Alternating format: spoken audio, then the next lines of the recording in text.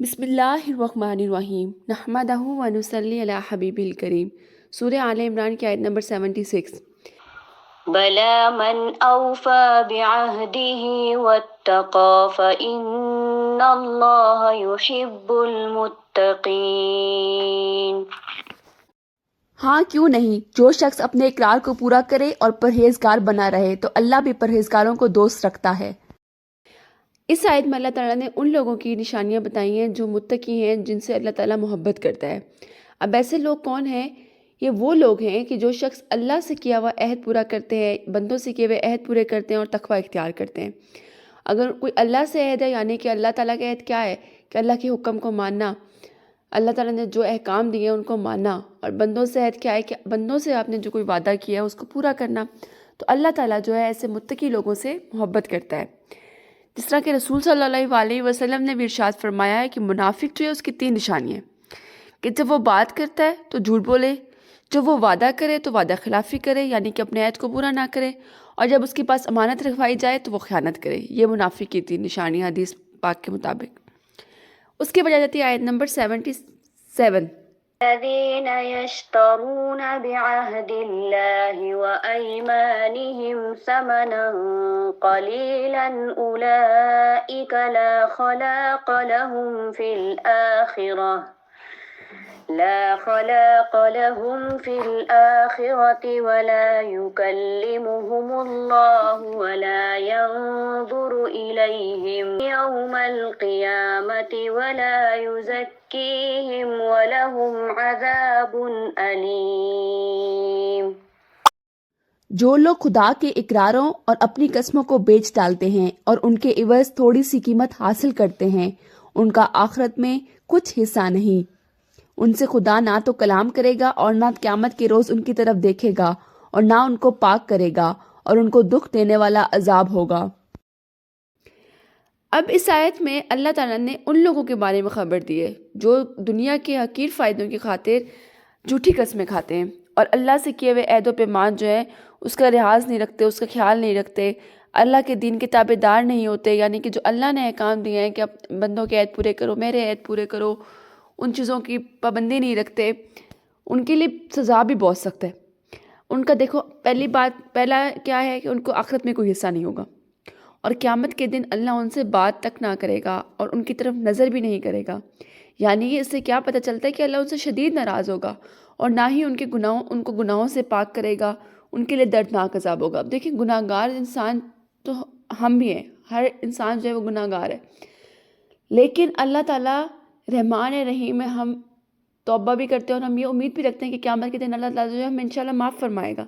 لیکن جو ایسے لوگ ہیں جو اپنے دنیاوی فائدوں کے لیے، حقیر فائدوں کے لیے اپنے دین کا پاس نہیں رکھتے، جھوٹی قسمیں کھاتے ہیں، تو اللہ تعالیٰ نے اس آیت میں کہا ہے کہ ان کو میں جو ہوں دیکھوں گا بھی نہیں اور ان کو گناہوں سے پاک بھی نہیں کروں گا۔ اس سے بڑی کیا سزا ہوگی کہ اللہ تعالیٰ اس کی طرف دیکھے ہی نہ قیامت کے دن، اور اس کو کوئی امید بھی نہ ہو کہ مجھے اللہ تعالیٰ جو ہے وہ گناہوں سے پاک کر دے گا، مجھے بخشش ہو جائے گی میری، اس سے بڑی اس کے لیے کیا سزا ہو سکتی ہے۔ سیدنا عبداللہ بن مسعود رضی اللہ عنہ بیان کرتے ہیں کہ رسول صلی اللہ علیہ وسلم نے فرمایا، جس نے اس مقصد کے لیے قسم کھائی کہ اس کے ذریعے کسی مسلمان کا مال ہڑپ کر لے تو اللہ سے اس حال میں ملاقات کرے گا کہ اللہ اس پر غضبناک ہوگا۔ پھر اسی طرح حضور صلی اللہ علیہ وسلم نے فرمایا، جو شخص کسی مسلمان کا حق مارنے کے لیے قسم کھائے اللہ اس پر جنت حرام کرتا ہے اور دوزخ لازم کر دیتا ہے۔ یعنی کہ اگر کوئی گواہی دینے کے لیے بھی جھوٹی قسم کھا لیتا ہے، کسی کا حق کھانے کے لیے بھی جھوٹی قسم کھا لیتا ہے، تو اللہ تعالیٰ اس پر جنت جو ہے وہ حرام کر دیتا ہے کہ اس کا کتنی سخت سزا ہے۔ اسی طرح سیدنا عبداللہ بن ابی اومی بیان کرتے ہیں کہ ایک شخص نے اپنا سامان تجارت بازار میں لا کر رکھا اور پھر قسم کھا کر کہا کہ مجھے اس سامان کے اتنے پیسے مل رہے تھے، حالانکہ اتنے پیسے مل نہیں رہے تھے۔ اب قسم اس کے کھانے کا مقصد کیا تھا کہ کوئی مسلمان جو ہے وہ دھوکہ کھا کر اسے خرید لے۔ تو چنانچہ اس موقع پر بھی آیت نازل ہوئی کہ تم دنیاوی حقیر فائدوں کے لیے جو ہے اللہ کے عہد و پیمان کا لحاظ نہیں رکھتے تو اللہ تعالیٰ جو ہے وہ تم سے سخت ناراض ہوگا۔ اسی طرح ایک اور ہمیں حدیث مبارکہ ملتی ہے کہ عدی بن عمیرہ کندی بیان کرتے ہیں کہ کندہ کے ایک امراء القیس بن عابس نامی ایک شخص تھا، اس نے حضر موت کے ایک شخص سے زمین کے بارے میں اپنے جھگڑے کو رسول صلی اللہ علیہ وسلم کی خدمت میں پیش کیا، تو آپ صلی اللہ علیہ وسلم نے ہضرمی شخص سے کہا کہ تم گواہی پیش کرو اپنی، مگر اس کے پاس کوئی گواہ نہیں تھا۔ پھر آپ نے امراؤ القیس سے کہا کہ تم قسم کھاؤ۔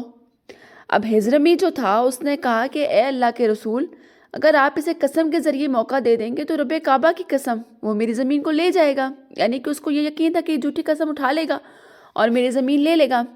تو آپ صلی اللہ علیہ وسلم نے اس موقع پہ فرمایا، جس شخص نے کسی کا مال نہ حق لینے کے لیے جھوٹی قسم کھائی تو وہ اللہ سے اس طرح ملاقات کرے گا کہ اللہ اسے سخت ناراض ہوگا، یعنی یہ کتنی سخت وعید ہے۔ پھر امراء القیس نے عرض کیا کہ اے اللہ کے رسول، جو اسے ترک کر دے تو اسے کیا ملے گا، یعنی کہ جو زمین چھوڑ دے تو اسے کیا ملے گا؟ آپ صلی اللہ علیہ وسلم نے فرمایا کہ جنت۔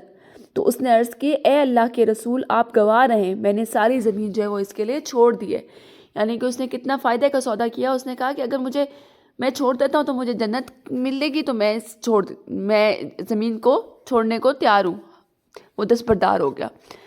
اب اس آیت سے ہمیں کیا پتہ چلتا ہے کہ جھوٹی قسم کھا کر مال بیچنا، جھوٹی قسم کھا کر کسی کا مال ہتھیانا، کسی کی کوئی چیز لینا، یہ سخت گناہ ہے، اور اللہ تعالیٰ جو ہے وہ اس سے بہت سخت ناراضگی کا اظہار کرتے ہیں، اور اللہ تعالیٰ قیامت کے دن اس کی طرف نظر اٹھا کے بھی نہیں دیکھیں گے۔ اس کی وجہ دیتی ہے آیت نمبر 78۔ وَإِنَّ مِنْهُمْ لَفَرِيقًا يَلْوُونَ أَلْسِنَتَهُم بِالْكِتَابِ لَتَحْسَبُوهُ مِنَ الْكِتَابِ وَمَا هُوَ مِنَ الْكِتَابِ وَيَقُولُونَ هُوَ مِنْ عِنْدِ اللَّهِ وَمَا هُوَ مِنْ عِنْدِ اللَّهِ وَيَقُولُونَ عَلَى اللَّهِ الْكَذِبَ وَهُمْ يَعْلَمُونَ۔ اور ان میں بعض ایسے ہیں کہ کتاب کو زبان مروڑ مروڑ کر پڑھتے ہیں تاکہ تم سمجھو کہ جو کچھ وہ پڑھتے ہیں کتاب میں سے ہے، حالانکہ وہ کتاب میں سے نہیں ہوتا، اور کہتے ہیں کہ وہ خدا کی طرف سے ہے، حالانکہ وہ خدا کی طرف سے نہیں ہوتا، اور خدا پر جھوٹ بولتے ہیں اور یہ بات جانتے بھی ہیں۔ اب یہ اس آیت میں یہود کے ان لوگوں کا ذکر ہے جنہوں نے کتاب الہی یعنی کہ تورات میں نہ صرف تحریف و تبدیلی کی بلکہ دو جرم اور بھی کیے۔ ایک تو زبان کو مروڑ کر کتاب کے الفاظ پڑھتے تھے، اب اس سے عوام کو جو ہے وہ جو واقعہ ہوتا تھا اس کے برعکس تاثر دینے میں کامیاب ہو جاتے تھے، اور دوسرا کیا کرتے تھے کہ وہ اپنی خود ساختہ باتوں کو یعنی کہ خود سے بتائی ہوئی باتوں کو اللہ تعالیٰ سے جوڑ دیتے تھے، حالانکہ وہ اللہ کی طرف سے نہیں ہوتی تھی۔ جس طرح کچھ دن پہلے ہم نے زنا کا بھی ایک واقعہ پڑھا تھا کہ یہودیوں کا ایک بہت بڑا خاندان تھا، قبیلہ تھا، تو ان میں زنا کسی سے ہو گیا، ٹھیک ہے، تو آپ صلی اللہ علیہ وسلم کی خدمت میں آئے کہ ہمیں اس کا فیصلہ کرنا ہے۔ آپ صلی اللہ علیہ وسلم نے فرمایا کہ جو تورات میں اس کا فرمایا گیا ہے، سزا دی گئی ہے، وہی اس کا فیصلہ ہوگا۔ تو آپ صلی اللہ علیہ وسلم اپنے ساتھ ایک صحابی کو بھی لے گئے۔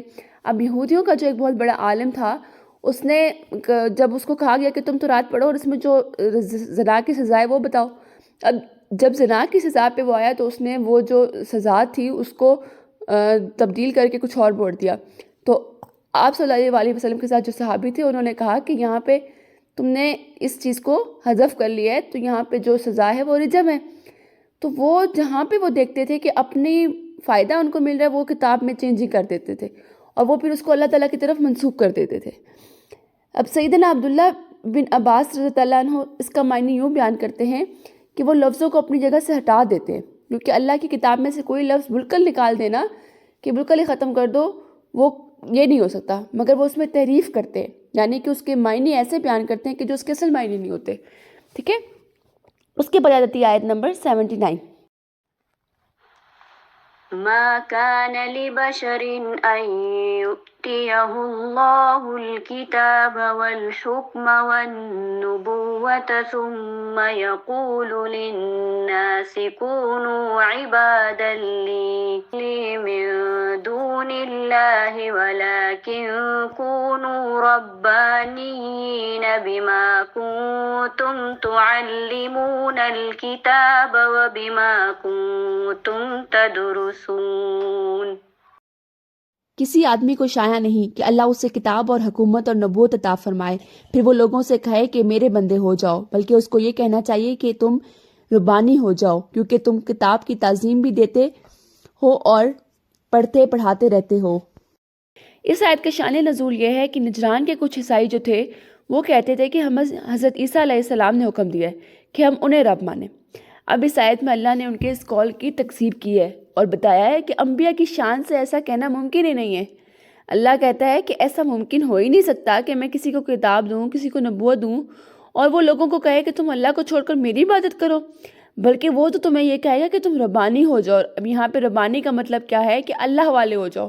وہ تمہیں کبھی یہ نہیں کہے گا کہ تم میری عبادت کرنے لگ جاؤ اور تم مجھے معبود بنا لو۔ تو یہ جو تم بہتان لگاتے ہو یہ بالکل سراسر جھوٹ ہے۔ اس کی وجہ دیتی ہے آیت نمبر 80۔ ولا يأمركم أن تتخذوا الملائكة والنبيين أربابا أيأمركم بالكفر بعد إذ أنتم مسلمون۔ اور اس کو یہ بھی نہیں کہنا چاہیے کہ تم فرشتوں اور پیغمبروں کو معبود بنا لو، بھلا جب تم مسلمان ہو چکے ہو تو کیا وہ تمہیں کافر ہونے کو کہے گا؟ اب یہاں پر اللہ تعالیٰ فرماتے ہیں کہ کوئی بھی نبی تمہیں اس بات کا حکم نہیں دے سکتا کہ تم کسی بھی نبی یا فرشتے کو رب بنا لو۔ اب فرشتوں کو کس نے رب بنایا تھا؟ مشرکین مکہ نے رب بنایا ہوا تھا۔ انہوں نے فرشتوں کے نام پر اپنی مورتیاں بنائی ہوئی تھیں، منات بنائی ہوئی تھی، وہ فرشتوں کو جو ہے اپنے رب بنایا ہوا تھا انہوں نے۔ اور عیسائیوں نے کیا کیا ہوا تھا؟ ایک نبی کو اپنا رب بنایا ہوا تھا۔ تو اللہ تعالیٰ فرماتا ہے کہ جب تم مسلمان ہو چکے ہو تو کیا وہ تمہیں کفر کرنے کا حکم دے سکتا ہے؟ کوئی نبی ایسے کر سکتا ہے؟ جبکہ میں نے ان کو بھیجا ہی تمہاری ہدایت کے لیے۔